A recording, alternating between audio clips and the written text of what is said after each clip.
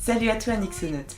Si tu as parfois l'impression que tes idées partent dans tous les sens, ou au contraire qu'elles tardent un petit peu à venir, ou encore si tu te demandes comment organiser ton inspiration, eh bien cette vidéo d'écriture créative est peut-être pour toi. Tout comme dans ma vidéo Comment trouver l'inspiration, je vais m'axer sur ce qui tend vers l'imaginaire, l'univers de l'imaginaire, alors que ce soit pour un roman de science-fiction, de fantasy, un roman fantastique, ou encore pour un scénario de jeu vidéo, de jeu de rôle, de film ou d'anime, ce qui a trait à l'univers imaginaire.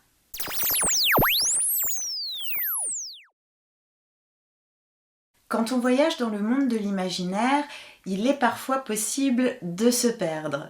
Les idées semblent parfois se succéder sans réel fil conducteur, en tout cas sans fil conducteur apparent, on verra ça un petit peu plus tard. Et parfois elles peuvent au contraire donner la sensation qu'elles s'enlisent, qu'elles s'immobilisent, qu'il n'y a pas grand-chose qui se passe.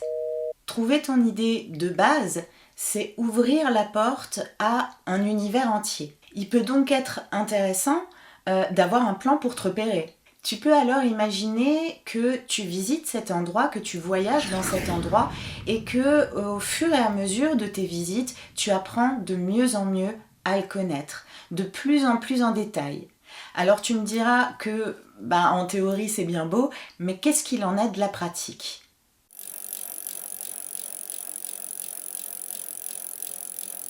Comment offrir un cadre à ton inspiration ? Parce qu'en fait, de façon paradoxale, offrir un cadre à ton inspiration, ça peut la libérer, lui offrir plus de liberté encore. Certains éléments de ton histoire peuvent servir de cadre à tes idées si elles s'éparpillent et leur donner du mouvement si elles semblent lentes à se mettre en place. Dans les éléments qui pourraient être intéressants pour te servir de cadre, tu as notamment la période ou les périodes. Par exemple, il peut s'agir d'un village qui au présent est maudit à cause d'un choix qui aurait été fait bien auparavant. Ou encore, ça peut être une civilisation qui œuvre pour un avenir meilleur. Donc en précisant ça, ça va te permettre de savoir vers quoi axer ton inspiration et vers quoi laisser se développer tes idées. Tu as aussi le décor. Est-ce que c'est un décor qui va plutôt s'inscrire dans l'univers médiéval fantastique ou dans un univers futuriste ? Et donc tu as aussi les individus, les peuples qui vont s'animer dans ton histoire. Tu as aussi tes héros, tu as tes personnages secondaires et tu peux imaginer par exemple une île de pirates ou alors une station spatiale cosmopolite. Et bien sûr, ce sont des exemples, tu peux imaginer ce que tu veux. Tu peux aussi t'intéresser aux objets qui sont particuliers ou qui sont utilisés de façon fréquente. Par exemple, une plante avec des pouvoirs de guérison particuliers ou encore un fusil plasmique. Et puis, il y a aussi les événements marquants. Avec les éléments que tu as définis comme importants, tu vas pouvoir commencer à t'organiser. Donc que ce soit sur papier, sur ordinateur, sur le support que tu veux, ce que je t'encourage à faire, c'est une page vierge pour chacune de ces sections, chacun des éléments que tu as définis comme importants. Alors tu vas me dire, ça y est, les fiches d'auteur, pas encore tout à fait.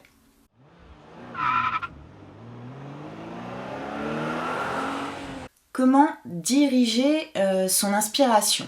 Si tes idées affluent, qu'elles se succèdent les unes aux autres, peut-être même qu'elles se bousculent parfois, tu peux poser ces pages devant toi et y inscrire les éléments qui se présentent à toi, les idées que t'offre ton inspiration.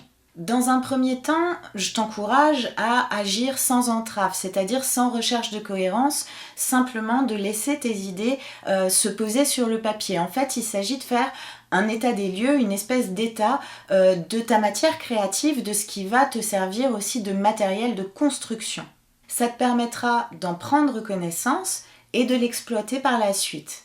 Si au contraire tes idées te semblent un petit peu paresseuses, tu peux procéder de la même manière, c'est-à-dire poser ces fiches devant toi et voir ce que t'évoquent les éléments que tu as définis comme importants. Ce qu'il y a d'intéressant aussi à ce moment-là, c'est que ça peut te donner des pistes de recherche pour enrichir ton inspiration. D'ailleurs, comment la nourrir, comment enrichir son inspiration, ce sera le sujet d'une prochaine vidéo.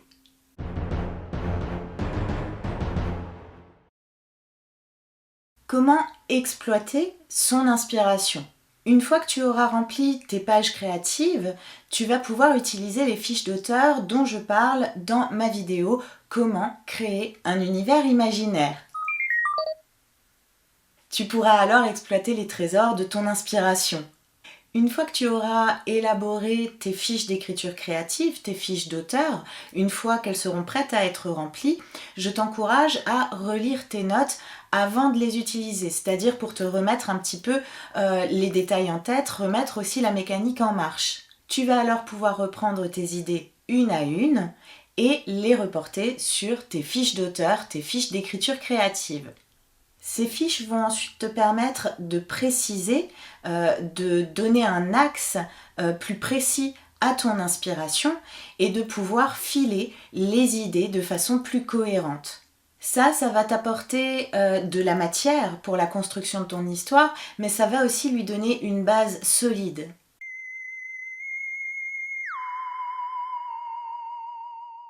Et en tant qu'auteur SF.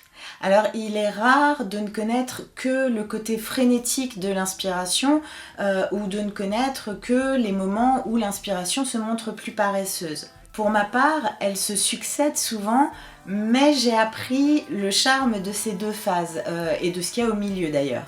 Ce qu'il faut comprendre, c'est que l'inconscient tient une grande part dans ce processus. Tu peux l'imaginer comme un ranger en reconnaissance et qui a besoin parfois d'un peu de temps pour explorer les lieux, revenir et raconter ce qu'il a vu, pourquoi l'accompagner de manière plus consciente. Dans ces moments-là, la lutte peut s'avérer contre-productive puisqu'elle peut réduire le champ de l'imaginaire.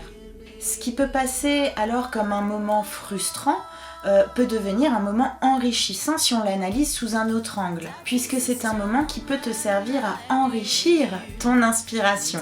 Et comme je te l'ai dit un petit peu plus tôt, ce sera le sujet de ma prochaine vidéo. Je viens de te parler de certains des éléments qui m'ont servi à construire l'univers de mon space opéra. Je te mets quelques liens en description et tu pourras comme ça retrouver mon livre Le Premier Horizon, La Voyageuse, et à l'intérieur les QR codes et les liens qui te mènent aux musiques que j'ai composées pour mon récit. Et je te mets également le lien pour retrouver ma nouvelle de science-fiction qui est transitoire entre le tome 1 et le tome 2 de mon histoire, Les Étignales rêvent-ils de filles digitales.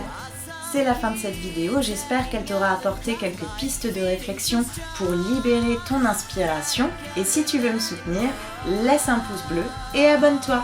Je te dis à bientôt et en attendant, prends bien soin de toi. Ciao ciao. Et les rongers. Les rongers.